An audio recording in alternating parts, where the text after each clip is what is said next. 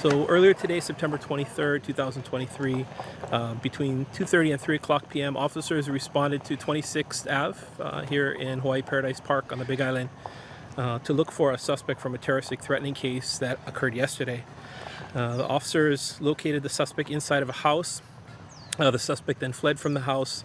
The officers gave chase on foot and noticed that the suspect had a firearm. The suspect ran into a heavily wooded area located behind me and began firing indiscriminately at the officers. The officers returned fire and the suspect was struck and died here at the scene.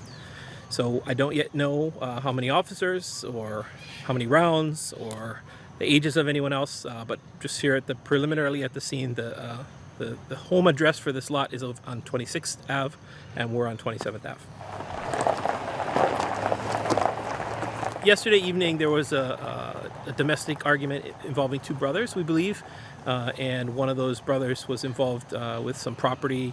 The officers tried to stop what turns out to be today's suspect. Tried to stop him yesterday to talk to him about the incident, the theft incident, and the suspect fled last night. And when the suspect fled last night, the officers noticed that he had a firearm with him at that time. So the officers looked for him throughout the evening because anytime there's an armed individual running through the neighborhood, it's not a safe place. So officers spent last night and part of today looking for the suspect. Earlier today, we got information that the suspect might be here at a house on 26th Ave, which is what led them here to knock on the door to try to see if they could apprehend the suspect.